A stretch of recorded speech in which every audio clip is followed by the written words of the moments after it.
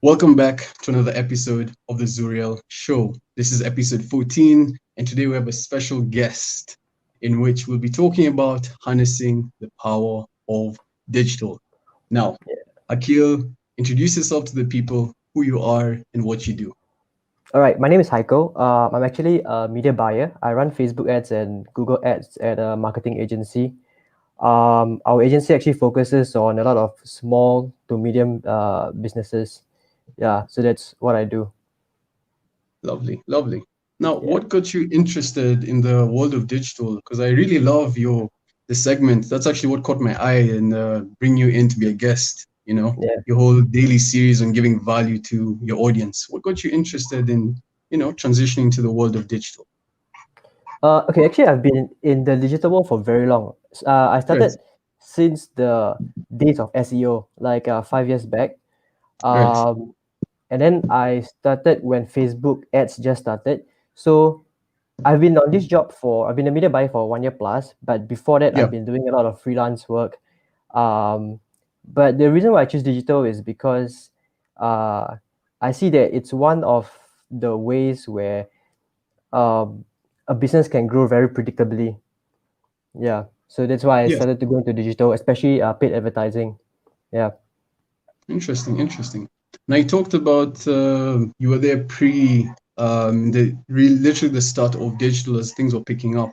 What are some of the common digital leaks or some of the challenges that you see your clients facing that a lot of people that needs to be brought attention needs to be brought to those common challenges that you see within your clients within the digital space? Okay, so we actually have a lot of small medium businesses approach us, Yeah. and they are starting to realize the importance of digital marketing. Yes. So I think a few years back, if you were to go to a small business and you tell them about digital marketing, they would think like you're trying to finesse them or something. Then Yes. they Yeah. don't really believe in the power of it.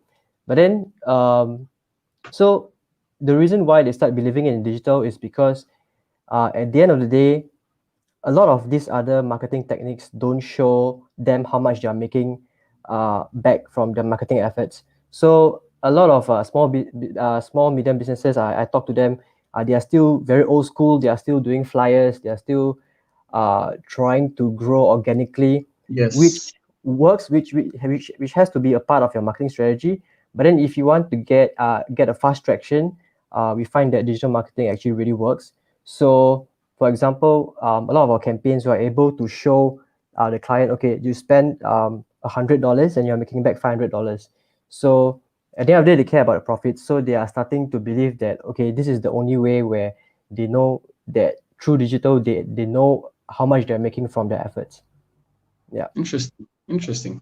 Now, when it comes to traditional media, I like that you pointed out that it's still important. However, it has to be complemented with the world of digital at the same time. Now, Yeah. when it comes to the whole transition into digital, what would you say are some common mistakes? Let's say a company has simply been focusing on having their clients come through using referrals. And now they've been hit with this wave, and now they've realized the importance of digital.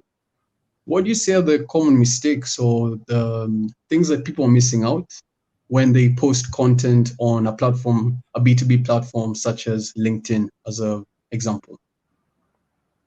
Uh, Common mistakes. I think a lot of times people are posting for the sake of posting. So Yes. I think I've wrote a post before somewhere in my LinkedIn where I mentioned that marketing has to be full of intention. So a lot of people they hear all this noise that you're supposed to post every day, but it's not really about posting every day. It's about posting quality stuff. So Quality. when you post something, you want to make sure. So for example, when I write ads, right, I want the audience to take a certain action. So that's why I call marketing with intent. It's not just posting for the Yes. sake of posting. Yeah, you want them to do something. Yeah. Yes. Very interesting. Very interesting. Now, if we're to compare the way content and ads were going out 10 years ago and how they're going out today, there's a drastic difference. There's a whole aspect that consumers have become much smarter. Consumers have become more aware of the strategies businesses are taking in order to lure them in, the psychology strategies that is. or tactics, due to lack of a better term. Now, Yeah. in your opinion, this is a very telling question. I know it's quite challenging even from my side to answer, but Okay. in your opinion, where do you feel the future of marketing is headed? Let's say Okay. in the That is year that. 2030. Okay, that's actually a good question. Because I also wrote about this recently. So, now that more businesses are going to online, then Yes. um, people are going to start getting skeptical, especially online ads, right? So I also Mm. wrote about this recently, where almost every ad you are seeing now, right, is asking. So for example, okay, I'm a company selling stuff. So Emmanuel, I don't really know you, but then the first ad that I'm showing you is, hey, come and purchase now. So what I'm trying to say Yes. is that a lot of ads these days, right, uh, almost every ads, it will say purchase now, sign up now, you know. So in terms of where digital is going, right, I think it has to do with a lot of trustworthiness. So we actually did a lot of testing within campaigns where one campaign, well, one ad, right, will have something that is purchase now or sign up now. And then recently we took a different approach. The way we write ads now is we will tell them, okay, this is our service. Find out more if this suits you. So you're actually giving them the chance to inquire without any Yes. obligation. Yeah. So and we realized very good results. To the point where we were doing ads for this medical aesthetic client. We Yes. were spending around $3,000 a month, and then the results were so good within a week. The response was so good that they actually decided to double their budget to 6,000 a month. Wow. Yeah, so we have been doing that a lot more. I think sooner or later everyone will be online, and everyone will be posting the same stuff. Everyone will be posting shop now, shop now. So um, I like to think that you should be the only one to be able Yes. to give them something that's not very pushy. Yeah. 100%. 100%. I really like your keen focus, not only just on the strategies being used, but on content being a differentiating factor among the businesses when it comes to gauging customers and letting people know who you are first, pulling them in, creating the interest, and then now gauging whether they're actually good to make the sale, due to lack of a better term, that is. Yeah, exactly. Now, yeah, now take me back to who Haikal was back in high school. I know it could be a long time. Tell me, what is the one thing, one lesson that you took away from high school that is still valuable till today? Okay, so uh, I wouldn't say I'm a high achiever, but then I never knew that I'll be here. Actually, in high school, I wasn't a very good student, so um, I actually kind of flopped my final examinations and all that, and I don't really know where I was going. So I actually landed into digital marketing by chance because I was at that point where I'm thinking, I was typing stuff like how do I make money online and stuff like that, and then I chanced upon affiliate marketing, I chanced upon SEO, and all that. And I've always hated the computer and I've always hated the technology. So it's quite funny that I've reached a point where I'm actually very fluent with technology, very fluent with digital marketing. So it's something that happened by chance. Um, Yes. in terms of high school, what I've learned, well, what I've taken from high school is to really just put your head down and just work towards it lah. Because uh, I remember I was in high school, right? I don't know if you guys know what's a military band. No, A no. Could you marching band. explain to the Okay, it's a viewers? it's a Yeah. it's Yeah. a it's a marching band. It's a marching band. Yes. So the Oh, the marching band is millet. led. Okay. Yes. Yes. Yeah, the Yes. marching band is led by this person called the drum major. So it's Yes. this guy who spin a maze, spin some stuff, right? And Yeah. then I actually won the best drum major for the year, and Oh, that is also something that I never thought good. I would have become. But then um, I guess the one thing I learned is to just like stay humble, just put your head down and just keep practicing, and you will never know uh, how good you'll get at something. Yeah. Lovely message. Lovely, lovely message. Now, you touched on something very, very important as you're describing your journey in your transition into the digital space, in which there's a lot of how to make money online schemes, Yeah. and okay, there's the good ones and there's the bad. Yeah. But unfortunately for the majority, they actually fit within the bad, category due to lack of a better term once again. Have you ever had any experiences with this how to make money online schemes due to lack of a better term? And what is your advice to people who are, getting into this digital space and feeling like this is the way to go with how to make money online? Okay, so in terms of courses and information on how to make money online, there's definitely a lot of scam, but there's actually a lot of legitimate content out there. So Yes. if you want to do something online, right? Let's say you want to start a marketing agency, um, just look within, just look within, yeah, just look within the community, right? And then the whole community will point towards 1 or 2%. So same thing as e-commerce, for example, drop shipping. Yeah. If you want to get into drop shipping, there's a lot of BS course out there, but then there is still one or two which everyone is studying from. So there is actually good resources out there. You just have to your due diligence and find out what's right and what's Yes. wrong.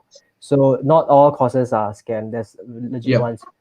So the second question was about getting into digital marketing. Um, I think digital marketing, it all just boils down to practice. The funny thing about digital marketing is that a lot of schools don't really teach you about it. They will teach you a basic fundamental of marketing, but then everything that I know today is just learned from the internet. So it's quite crazy Mm. that, um, okay, you can actually go to YouTube and type something like how to run Facebook ads, and you can be an expert in like 30 days. Okay, Yeah. so if there's anything that interests you, honestly, nowadays you can be a master just searching, just doing a Google search. Yeah, because a lot of schools don't really go deep into it. They just teach you the basics of what is marketing, blah blah blah. But then if you're interested in paid advertising, for example, just go to YouTube. That's what I did. I didn't buy any course on how to actually run ads. So just learn on YouTube, and then maybe ask your friends or family who has a small business, and tell them, hey, can I help you run your ads for the next few weeks? Yeah. So it comes with a lot of practice. Yeah. Yeah. Yeah. That's something very interesting. The fact that I've talked to different professionals within the digital space who are doing what I'd consider quite well. And a lot of them say that there's that gap there's that gap in which in school you're taught the theory, however, when you come to the workplace, it's a whole other field, Yeah. right? Yeah. My question to you, just a short answered question, is if there was one course that you feel should be taught in schools that would help people who are looking to enter the digital space, what is one course that should be focused on? What title would you give it? That is for people who are looking to enter and thrive within the digital space. Um, I think if you want to take root into the marketing space, I would say in school, go for my advice in terms of school, right, is to just go to a more generic course. So something like marketing, something like a business course, something like Okay. a Okay. management course, because because I like the idea of going for something broader, because if next time you wish to uh, if you wish to change paths, you can do so. So this is outside of the marketing stuff. This is more like of a career choice, a career Yeah. advice. To me, if you're not sure, if you are certain that you're not going to be an engineer, or you're not going to be a doctor or anything, and you kind of have interest in the business world, like marketing, finance, and all that, I would say go to a more generic management or marketing kind of course. Yeah, because if you are in engineering, for example, then you'll be stuck there for life. So that's one. I think school will teach you the basic stuff about marketing, economics, and all that stuff. But then the fastest way to really learn is to just do an internship. So at my workplace, for example, actually a lot of us don't have experience, and the good thing is that our workplace actually accepts anyone. So even me, when I came to the workplace, I actually knew how to run a bit of Facebook ads, just a bit, and I didn't know how to run any Google ads at all. And they still took me in, and then I actually learned from my seniors, and I became pretty good within a few months' time. Yeah, so um, I'd say as fast as you can, right? Try to opt for an intern. Just do an intern straight out of school at a marketing agency. They will allow you in, and they will you'll get a hands-on experience to actually build your marketing career. Yeah, Lovely answer. Lovely answer. Thank you for that, Akil. no worries. Now, the last and final question before we go into the final segment of the show is, if you were able to sit with your 20-year-old self, what advice would you give to 20-year-old Akil? I'd say to do the more difficult stuff. Do not run away from the things that you know you should be doing. So I'm actually very guilty of that. So before I joined the agency, I actually was freelancing. I was doing work. I was doing marketing for small businesses as well before I joined the company. Yeah, And I knew, for example, I knew that. So there's a lot of people out there who wants to do consulting, who wants to sign an agency, and they know that they should be doing sales, but then they do everything that they can to do something else. So that's what I've been guilty of actually my whole life, where I'm actually scared of everything, to be honest. So, and we know that there are some things that we should be doing to really progress in our career, and we know we should be doing it, but then every day we will just run away from that subconsciously by doing something else that's not really important, but then it makes you feel like you're doing work, but then actually in terms of where you're progressing, you're not really progressing. So I'd say it's okay to be scared of everything, because I am. But but then just do what you know that you're supposed to do. Yeah, I think eventually you get over it, and you'll be comfortable doing it. Yeah. that's such timeless advice, Akil, because I can relate to that on quite the scale also in my life personally. A lot of people are afraid to do the things that are challenging, but at the end of the day, they're the things that are right for us. True. Thank you for sharing. Thank you for sharing that. So, this is the last segment of the podcast, in which we call the hot seat segment, in which Akil has 6 questions and he has between 5 to 10 questions to answer each and every one of them. Now, you have the option of passing the questions, there's no problem if you choose to pass it. Okay? Okay, let's get it. All right. I love the attitude. So, first question is, would you rather have more time or more money? Oh, more time for sure. Okay, okay. Oh, that was a very confident answer.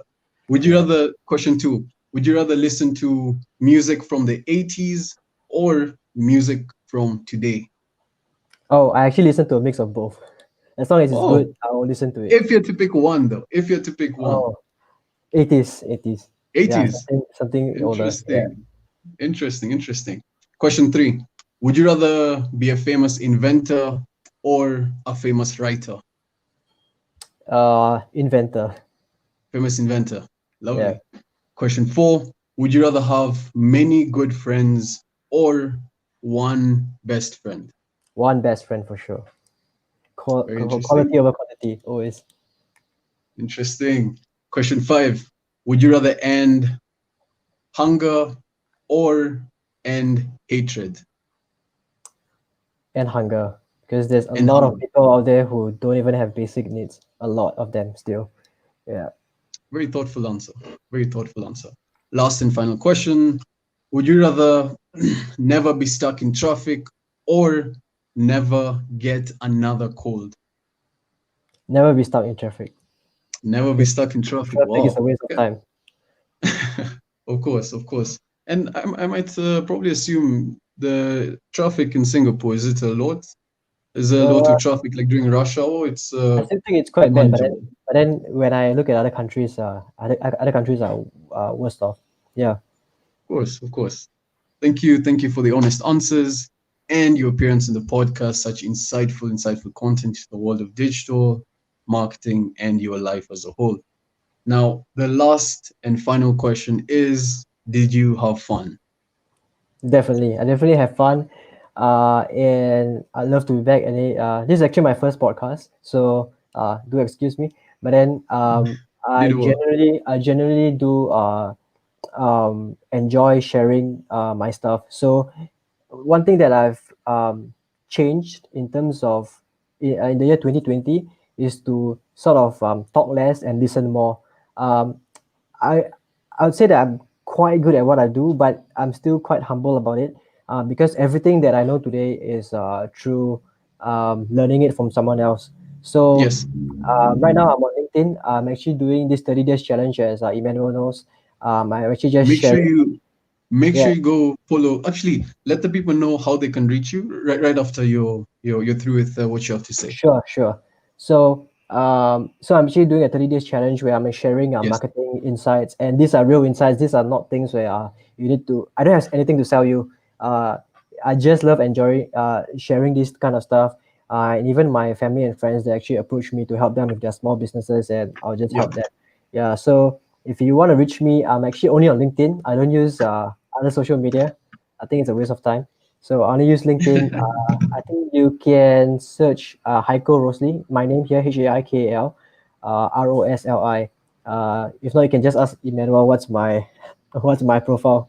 Yeah, so you can find me there. And right now, if you guys need any help, if you're a small business or anything, or if you need any advice or any help on your digital marketing, I'll be happy to actually chat with you. Once again, I don't have anything to sell you. I'm just really passionate to share my knowledge. Yeah. Very inspiring, humble, and very thoughtful, Akil. You've been an excellent guest.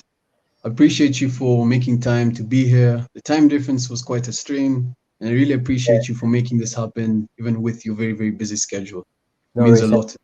Happy to be here. Yeah. Yeah. That's been episode 14 of the Zuriel Show. Make sure to like, subscribe, and share. See you soon. See you Goodbye. guys.